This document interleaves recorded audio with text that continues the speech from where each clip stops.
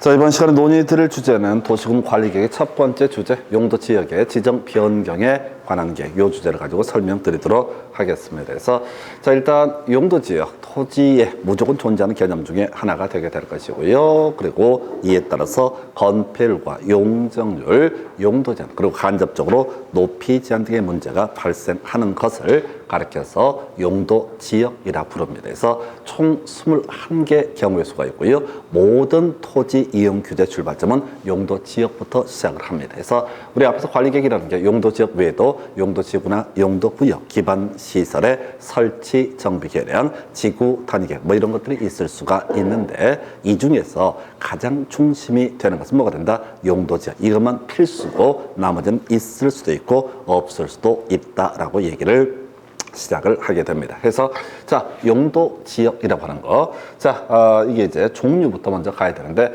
용도 지역은 총 21개 경우의 수인데 그거 크게 4개 등으로 구분을 할 수가 있습니다. 그 중에 하나가 도시 지역이라고 해서 나중에 16개로 세분되게 됩니다. 그래서 인구, 산업, 밀집되어 그런 밀집이 예상돼서 개발 등을 하자는 지역. 이게 바로 뭐가 된다? 용도 지역이라고 하는 것이 되겠습니다. 자, 그리고 나서 자, 농림지역. 자, 길어서 거의 안 나오는데요. 엄청 축약을 해놓은 거예요. 농림업의 진흥과 산림보호전. 개발하지 말라는 토지의 일부입니다. 그 다음에 자연환경보전지역. 키워드 보전하고 보육성이라고 하는 거. 해서 자연환경, 수자원, 해안생태계, 상수원 문화재 보전과 수산자원의 보육성 이렇게 되는데 일단 키워드를 잡으셔야 돼. 보전하고 보육성. 그래서 원래 용도 지역은요 3대 축이 도시지역, 농림지역, 자연환경 보전지역 이렇게 3대 축으로 이루어져 있습니다. 그런데 우리가 용도지역을 정할 때는요, 제가 뭐 뒤에서 계속 할 얘기지만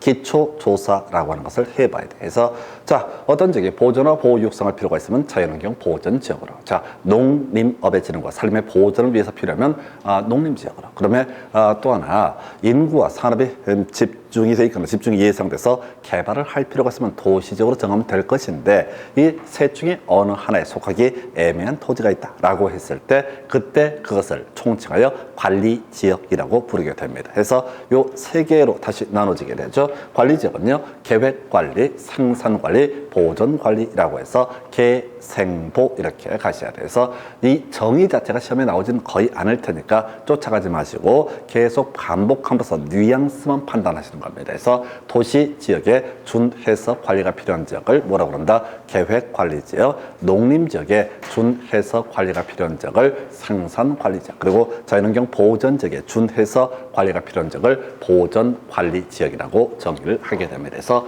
계생보 이런 식으로 가게 돼요. 그래서 용도지역은 이렇게 보면 크게 4개 축, 도시지역, 농림지역, 자연환경 보전지역, 관리지역 등 크게 4개 축으로 구성을 하게 됩니다. 그래서 자, 관리지역 3개로 구분이 됐었고요. 자, 근데 이 중에서 개수를 보면 관리지역 해서 3개 분산하면 3개, 농림지역, 자연환경 보전지역 하면 총 5개, 이때 도시지역이라고 하는 것이 16개로 세분되게 됩니다. 그래서 우리나라에 있는 용도지역은 총 21개 중에 어느 하나의 경우에 속하게 됩니다. 그래서 도시지역이요 16개로 나뉘어지게 될 텐데 그걸 다시 크게 4개 그룹, 주거지역, 상업지역, 공업지역, 녹지지역 이렇게 구분을 하게 됩니다. 해서 이 주거지역은요 전일준동 총 6개로 나뉘고 상업지역은 중심, 일반, 유통, 근린 등 4개로 구분하게 될 것이고 공업지역, 전, 일, 준 이렇게 3개로 또 구분을 하게 되고요. 녹지는 자, 생, 보 이렇게 해서 또 3개로 구분을 하게 됩니다. 이게 그렇게 어려워요. 그래서 우리 이제 부동산 학개론 공부할 때는 제가 투자론 공부할 때 자, 영업이득하고요. 자본이득, 기본 용어의 정의 기억해달라 이렇게 강조를 드리고요. 공법에서는 나머지는 제가 수업 시간에 다 외우게 할 수 있어요. 근데 용도지역은 개수가 21개나 되기 때문에 쉽게 외울 수가 없어요. 방법은 꾸준히 반복을 하시는 수밖에 없습니다. 그래서 자, 한 번에 되지 않아요. 그래서 이건 딱딱 떨어지는 것도 아니고 그리고 우리가 앞에서 광역 도시계획, 도시군 기본계획, 도시군 계획 시설사업, 도시군 계획사업 이런 식으로 용어를 만들듯이 공법이란 내용은 그냥 하다 보니까 도시 지역을 16개로 나누고 있는 것에 불과하다 이렇게 가게 됩니다. 과거의 용도적은 2001년도 전에는 16개가 맥시멈이었습니다. 근데 지금에 와서는 토탈 21개로 나누게 돼요. 꼭 이게 필연의 문제가 아니라 하다 보니까 이렇게 간 겁니다. 그래서 자, 한번 가볼까요? 자, 우리가 용도적을 정할 때는 어떻게 한다고 그랬어요? 자, 제일 먼저 기초 조사해야 되고요. 주민의 의견을 듣는 과정, 그리고 지방의 의견 들어서 입안하고 협의 심의를 거쳐서 결정 고시하는 이런 과정을 거치게 되는데, 조사해 보니까 보존하고 보호 육성할 필요가 있으면 자연환경 보존죠. 농림업의 진흥과 산림 보존할 필요가 있으면 바로 아까 농림지역 이렇게 정하듯이, 그러면 이제 어떤 경우에 일종 전용 주거지역을 정하게 되는 거냐라고 했을 때 이거 뼈대를 가야 돼. 전량 1편, 1탄 2공 이렇게 묶어서 가셔야 돼. 그래서 지금 용도 지역의 정의 중에서 주로 출제가 되는 게 이 부동산 공법이라는 과목에서는 잘 내지 않는데, 어디에서 부동산 학개론 할 때 지역지구제라고 해서 부의 외부 요건을 완화시키기 위해서 용도적을 정할 수 있다 해서 이미 최근 우리 부동산 학개론 문제 5년 사이에 2번 나왔어요. 한 번은 자연환경 보존지역을 갖고 답을 뽑아냈었고, 한 번은 이 주거지역 중에 하나를 가지고 문제를 구성을 하게 됩니다. 그래서 나머지 상업지역, 공업지역, 녹지지역은 뉘앙스 정도만 가시면 되고, 주거지역은 언제든지 다시 답을 뽑을 수 있는 지역. 그래서 특히 이제 학개론하고 주로 연계가 되기 때문에 그거 예습하는 마음으로 설명을 드리도록 합니다. 그래서 자, 전용 주거지역이라고 하는 거 1종과 2종으로 구분하게 되고, 일반 주거지역은 층수에 따라서 1, 2, 3종으로 분류할 수 있고, 준주거지역까지 있는데, 일단은 아까 제가 외울 때 전량 1편, 1탄 2공 이렇게 이제 묶어서 갔어요. 뭔 소리냐면 별 의미는 없는데, 자, 전용 주거지역은 양호한 주거 환경을 목적으로 하는 지역이다 라고 이렇게 정의를 하고 있고요. 일반 주거지역은 편리한 주거 환경 조성을 목적으로 하는 것이 일반 주거지역이다. 양호, 편리 이런 것들이 중요한 게 아니라 시험 문제를 구성할 때 제2종 전용 주거지역은 편리한 주거 환경 조성을 목적으로 이렇게 이제 트릭들을 쓰는 사례가 학개론 파트에서 있었기 때문에 제가 전량 1편에서 전용 주거지역은 양호한 주거 환경, 일반 주거지역은 어떠 편리한 주거 환경 이렇게 뼈대를 잡게 됩니다. 그래서 전량 1편이라고 하는 거, 전량 1편이라고 하는 게 하나의 축이 되게 될 것이고요. 그 다음에 이제 실제 제일 중요한 게 1탄 2공이라고 해서 전량 1편 1탄 2공. 뭔 소리냐? 이거예요. 바로 단독주택 중심이 1종 전용 주거지역, 공동주택 중심이 2종 전용 주거지역. 요것만 가시게 되면 거의 실질적으로 용도지의 정의를 가지고 공인중개사 관련 시험에서 나왔던 전부가 해결되게 됩니다. 그래서 자, 바로 전량 1편, 전용 주거지역은 양호한 주거 환경, 일반 주거지역은 편리한 주거 환경. 그 다음에 이제 1종 전용 주거지역은 단독 주택 중심, 2종 전용 주거지역은 공동 주택 중심. 딱 여기까지만 가시면 충분해요. 해서 이것만 외우면 나머지 트릭 써봤자 충분히 해결할 수 있어요. 그래서 자, 단독 주택 중심의 양호한 주거 환경을 보호할 필요가 있을 때 1종 전용 주거지역을 국가에서, 지자체에서 지정을 합니다. 그러면 토지 소유자는 주로 이 토지에서 뭐만 지을 수 있다? 단독 주택만 지을 수가 있다. 이런 논리구조. 2종 전용 주거지역, 공동 주택 중심이라니까 토지 소유자 주로 뭘 지어라? 공동주택을 지어라. 물론 자세한 용도 지역별 건축물의 용도 제한은 현실적으로 외울 수가 없습니다. 그건 찍어야 되는 그런 문제 중에 하나가 될 거예요. 자, 그럼 뒤에서 언급을 할 것이고, 자, 일반 주거지역 층수에 따라서 1종, 2종, 3종으로 나누게 됩니다. 1종은요 저층, 2종은요 중층, 3종은 중고층 이런 식으로 가요. 저층은요 의미상 4층 이하를 의미하게 됩니다. 중층은요 16에서 18층을 의미합니다. 중고층은 그보다 높은 층수를 얘기하게 되는 거예요. 한편 준주거지역, 주거 기능을 위주로 하되 상업 업무 기능의 보완이 필요한 지역 이렇게 정의를 하게 됩니다. 그래서 상업 업무 기능의 보완, 그래서 주거 용도로도 쓸 수 있고 상업 용도로도 혼용되는 지역을 준주거 지역이라고 정의를 합니다. 그럼 토지 소유자는 아무래도 준주거 지역에서 상업용 건물을 지을 가능성이 훨씬 높습니다. 왜냐면 그게 돈이 더 되기 때문에. 자, 이 정도 주거지역 제일 어려운 거. 주거지역은 어쨌든 자, 뭐 용도 제한이 됐든 뭐가 됐든 자꾸 출제가 되고 있어요. 그 다음에 이제 상업지역. 이건 이제 뉘앙스만 가는 겁니다. 절대 텍스트를 읽어서 효고를 보는 게 아니라 중심 상업지역, 가장 번호한 지역을 중심 상업지역, 일반 상업지역 조금 처지는 지역, 이런 뉘앙스. 그 다음에 유통상업지역은요, 도매시장. 그 다음에 근린상업지역은 소매시장. 이런 식으로 해석을 합니다. 그래서 중심 일반, 정말 번호한 토지입니다. 혹시 주변에 땅 갖고 있는 분은 중심 상업지역이다 이런 사실을 알게 되면 그냥 무조건 오빠고 언니고 그냥 막 이렇게 가는 거예요. 누나고 이렇게. 워낙 부자입니다. 토지의 가치가 그만큼 높기 때문에 중심 일반 거의 비슷한 땅이고요. 유통상업지역 도매시장, 그 다음에 근린상업지역은 소매시장. 그래서 요 뒤에서 용적률 할 때 설명드리겠지만은 우리가 도매시장, 동대문 무슨 타워 이런 거 있지 않습니까? 두타 뭐 이런 것들. 여기는 상대적으로 높은 건물이 올라가고요. 동네 재래시장을 보게 되면 상대적으로 낮은 건물이 입지하고 있습니다. 그래서 나중에 유통상업적이 근린상업적보다 규제가 더 완화가 되어 있다 이런 거고요. 공업지역 점점 가치가 떨어져요. 그래서 공업지역은 전일준, 주로 중화공업이 입지하는 용도지역이 전용공업지역. 그 다음에 일반 공업지역은 환경을 저해하지 않는 공업의 입지. 그 다음에 준공업지역. 자, 이거는 저 경공업 외에 주거, 상업 기능의 보완이 필요한 지역 이렇게 이제 정의를 합니다. 그래서 공단 인근의 기숙사 밀집 지역이라든가 상가 이런 것들이 있는 지역은 대부분이 준공업 지역이 되게 됩니다. 그래서 실질적으로 준공업만 하더라도 상당히 가치가 높은 지역 중에 하나가 되게 됩니다. 그리고 나서 녹지는 그냥 대가리 따서 자생보, 아까 계획관리 지역과 생산관리, 보존관리 할 때 관리는 계생보, 계획관리 도시지역에 준해서 관리가 필요한 지역, 생산관리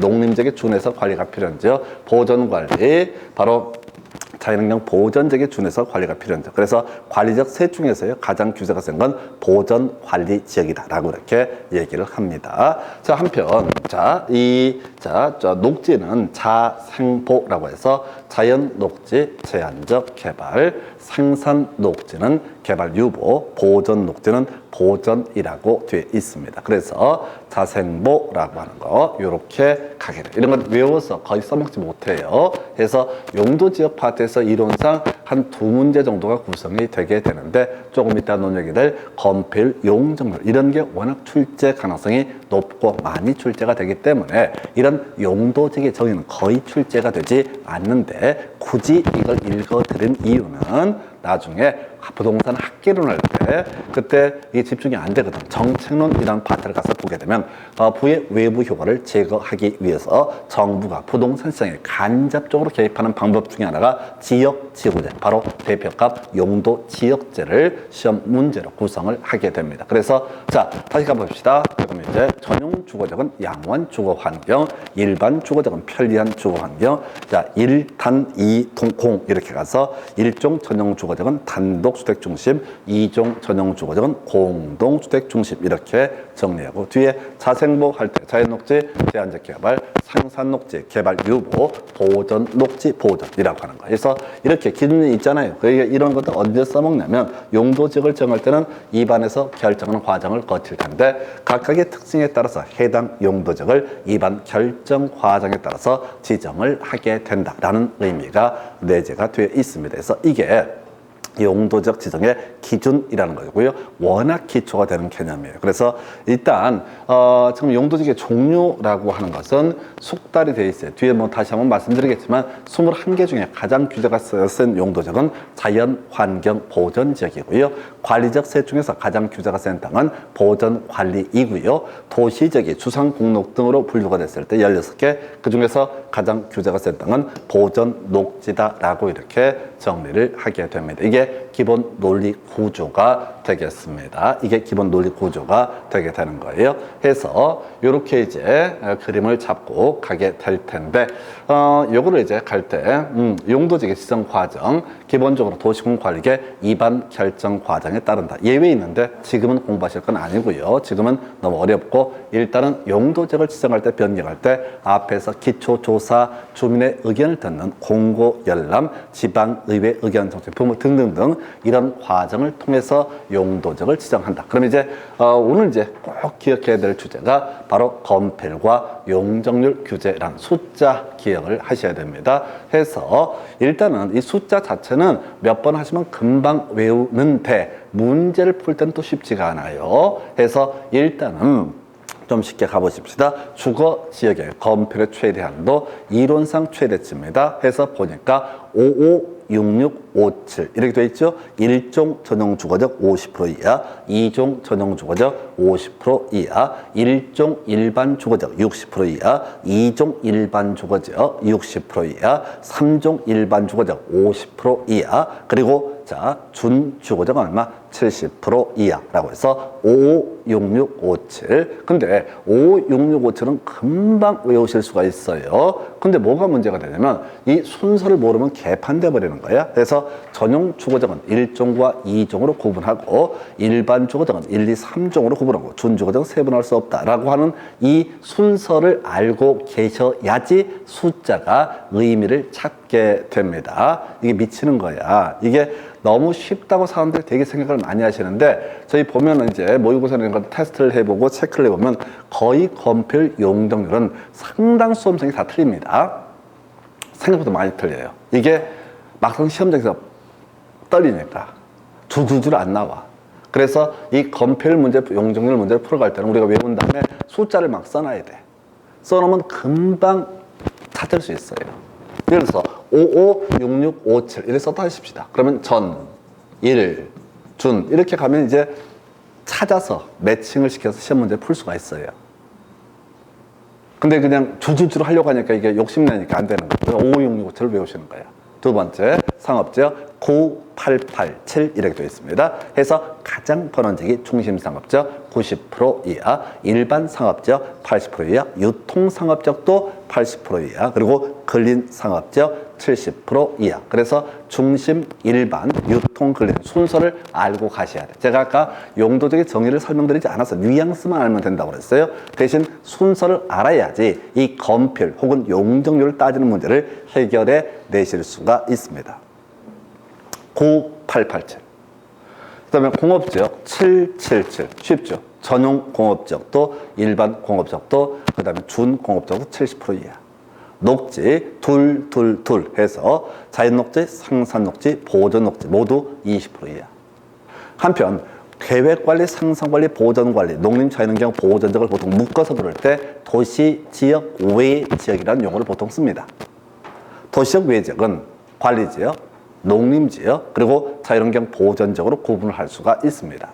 그래서 아까 우리 관리지역은 계획관리, 도시지역에 준해서 관리가 필요한 지역, 생산관리, 농림지역에 준해서 관리가 필요한 지역, 보존관리, 자연환경 보전지역에 준해서 관리가 필요한 지역, 농림지역, 농림업의 진흥과 산림보전, 자연환경 보전지역은 보존하고 보육성 이런 식으로 보셔서 그래서 자 도시지역 외지역은요 용건폐율이 모두 얼마 20% 이하인데 계획관리 지역만 얼마 40% 이하라고 이렇게 되어 있습니다. 556657, 9887, 777 녹지 다 20% 이하, 도시적 외지역도 다 20% 이하인데 계획관리적 얼마? 40% 이하라고 하는 거 요렇게 그림을 잡아갑니다. 자 그리고요 용적률 위로 쌓아 올리는 거예요. 그래서 건폐율의 의미는 이런 식이죠. 자 중심상업지역 땅 100평 갖고 있다. 그럼 건폐율이 90%다 라고 하면 최대 얼마? 90평까지 건물을 지을 수 있다. 이런 논리 구조가 건폐율 구조가 되겠습니다. 용적률이라고 하는 거 각 층 바닥 면적을 합한 면적 요걸 규제하는 거예요. 그래서 만약에 용적률이 100%다. 그러면 대지 면적이 100평일 때 각 층 바닥 면적 다 합쳐봤자 얼마? 100평, 한 배까지만 뽑을 수 있다. 어떤 토지의 건폐율이 50%, 용적률이 100%다. 그러면 100평짜리 토지일 때, 자, 건축 면적, 하늘 위에서 가장 넓게 펼쳐진 면적은 얼마까지? 50평까지 뽑을 수 있고, 한 층이 50평이니까 두 층 하면 얼마? 100평. 두 개 층까지 어떻게 할 수 있다? 2층 건물을 뽑을 수 있다. 물론 꼭 2층만 뽑는다는 얘기는 아니에요. 최대 50평이니까 만약에 이 사람이 25평을 지었다. 그러면 최대 얼마? 4층까지 뽑을 수가 있다. 합이 100평이니까. 이런 논리 구조가 건폐율과 용적률 구조예요. 그래서 실제 항상 이 건폐율, 용적률은 별개의 것이 아니라 건물의 크기를 규정하는 세트로 규제가 들어가는 겁니다. 그렇다 치고 주거지의 용적률이라고 하는 거, 자 100%, 150%, 200, 250, 300, 500 이런 식이야. 100부터 시작해서 50씩 서해 가다가 준 주거지에서 200을 더해야 합니다. 100%, 150, 200, 250, 300, 500 이렇게 그냥 숫자를 외운 다음에 정리할 때 전용 주거지요 100%, 150 1종은 100%, 2종 전용 주거는 150%. 그 다음에 일반 주거지가 3개죠. 200, 250, 300에서 자 바로 1종 일반 주거지요 200, 2종 일반 주거지요 250, 3종 일반 주거지요 300% 이렇게 갑니다. 준주거지는 500%. 해서 전일준 이 순서 알았다는 전제가 쌓이면 그냥 5, 6, 6, 5, 7 그다음에 용적률은 100%, 150, 200, 250, 300, 500 바로 이렇게 치고 들어가시면 되는 거예요. 상업지요. 중심, 일반, 유통, 근린 이 순서라고 했어요. 1500, 1300, 1100, 900 이렇게 합니다. 중심 상업지요. 1500% 제일 용적률 어마무시합니다. 그러니까 같은 100평이라 할지라도 90에 1500 이거 짓는 거하고 뭐 예를 들어서 50에 100이다. 용적률만 가지고 보면 일종 일반 주거지역에 15배 건물을 뽑아낼 수 있는 게 뭐가 된다? 중심 상업지역 이렇게 가는 거예요.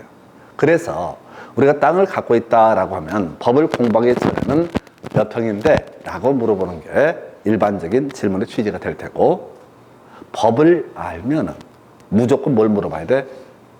바로 용도 지역을 물어봐야 됩니다. 용도 지역에 따라 토지 가치가 단순하게 봐도 무려 15배 가치가 생기는 거예요. 게다가 나중에 건축물의 용도 제한이라는 개념까지 보게 되면 15배가 아니라 20배, 30배, 40배 가치가 달라지게 됩니다. 돈 되는 시설, 상업적인 설치할 수 있거든요. 호텔 같은 것들, 뭐 유흥업소 이런 것들 상업적이면 입지할 수 있거든요. 단순히 평수의 문제가 아니라 사용 용처를 따지는 겁니다.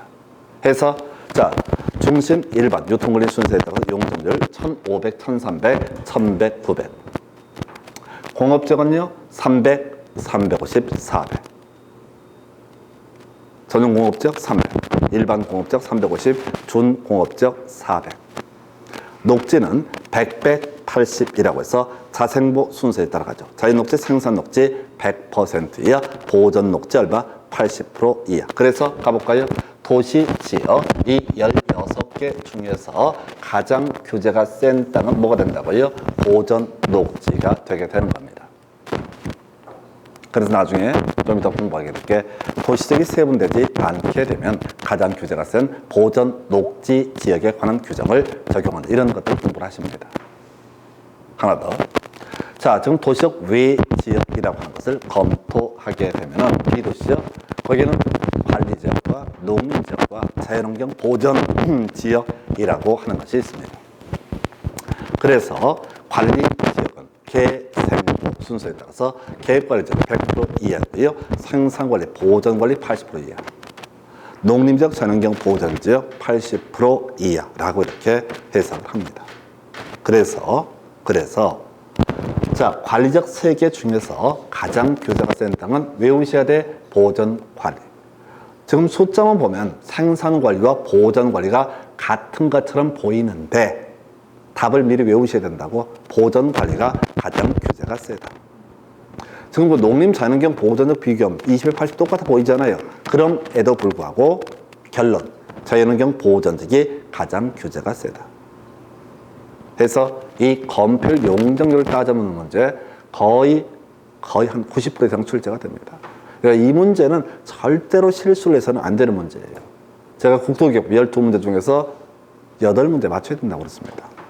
아니, 맞출 만한 문제가 8문제가 나온다고요. 그 중에 하나가 건폐율 용적률을 따져보는 문제가 되게 됩니다. 그래서 요렇게 보셨고요. 그 다음에 이제 검토 드리게 될 게 건축물의 용도 제한이라는 개념이에요. 지금 오늘 공부를 하지는 않을 거예요. 이게 너무 힘들기 때문에. 자, 토지의 종류로서 뭐가 있다? 용도 지역이라고 하는 개념이 있습니다. 전국토 21개 중에 하나 있던 것. 우리 수험 공부하는 입장에서 자, 건축물의 종류라고 하는 것은 30개 그룹이 있습니다. 오늘 이제 중간중간 논의할 게 이게 단독주택, 공동주택 이런 게 이슈가 되는데 자, 다른 건 빼버리고 최근 문제에서 이슈가 됐던 거 아파트, 공동주택의 일종인 아파트. 이건 정의를 배우셔야 돼.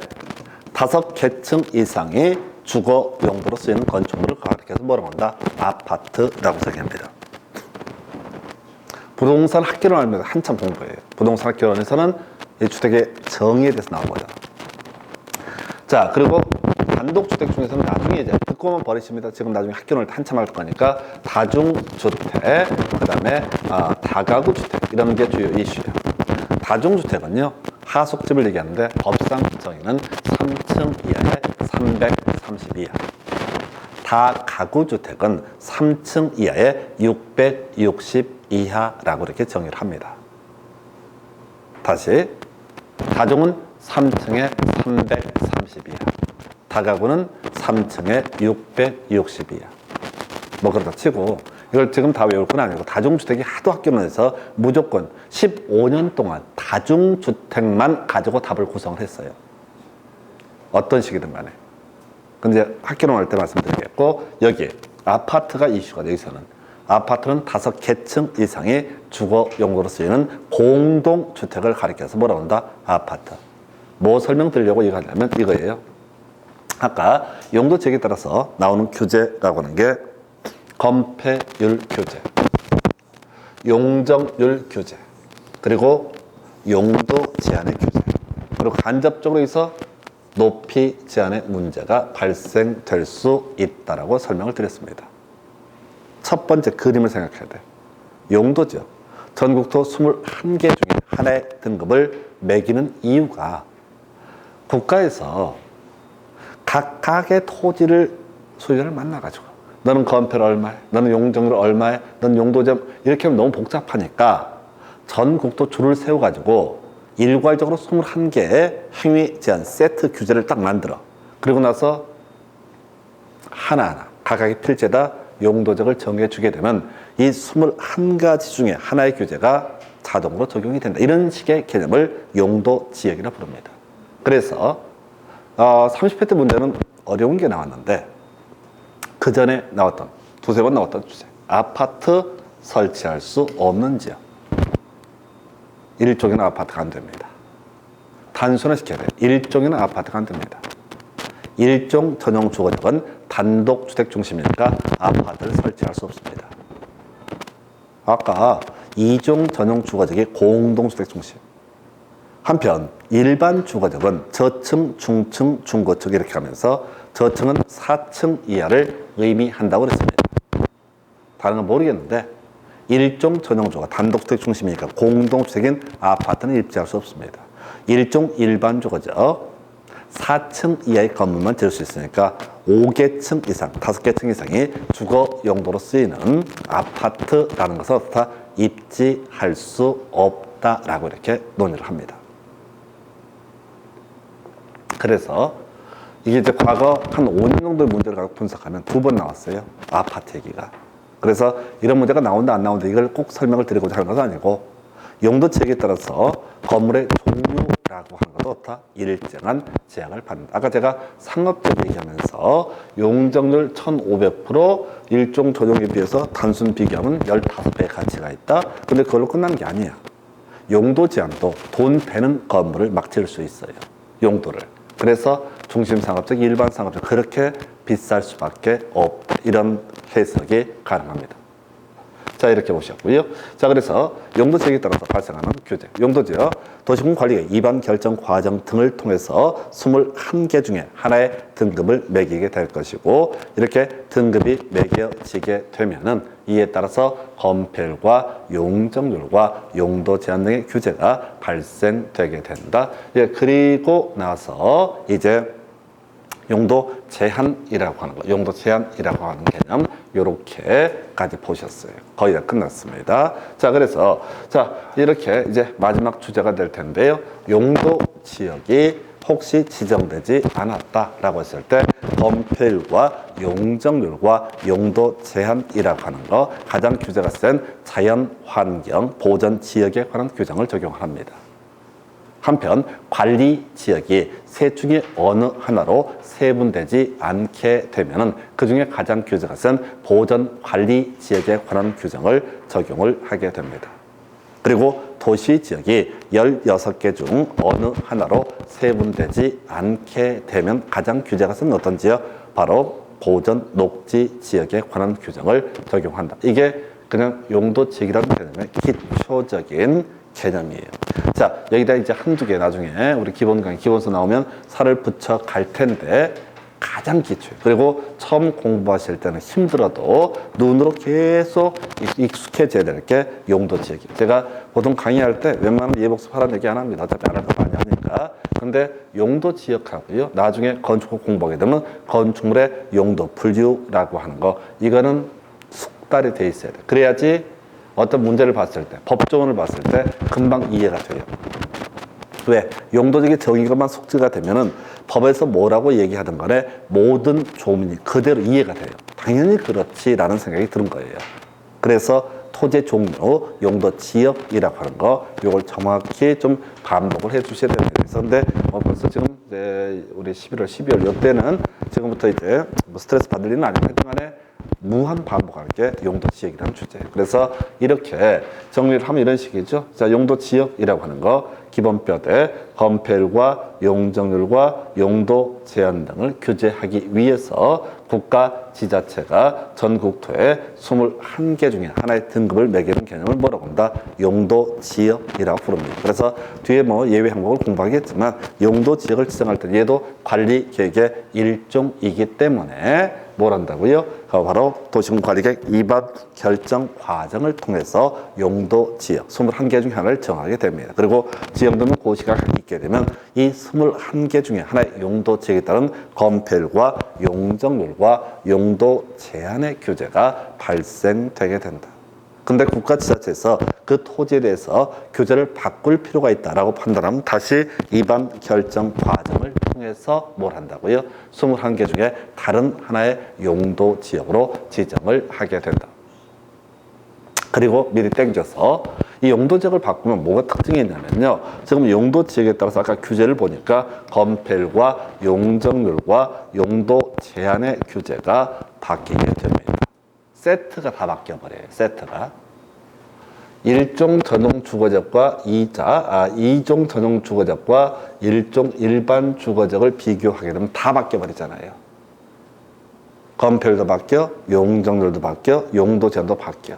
그래서 다 바꾸지 않고 그 중에서 막 건폐율만 좀 바꿔주고 싶어. 또는 용적률만 좀 바꿔주고 싶어. 혹은 용도 제한만 좀 바꿔주고 싶어. 그러면 다음 시간에 공부하게 될 용도 지구라는 것을 통해서 추가적으로 토지가 있으면 뭐가 있고 용도 지역이 있고 용도 지역에서 세트로 건폐율, 용적률, 용도 제한 등의 규제가 나오는데 이 규제 일부를 바꿀 필요가 있을 때 용도 지역을 바꾸는 게 아니라 뭐를 지정할 수 있다? 추가적으로 용도 지구를 지정을 할 수 있다.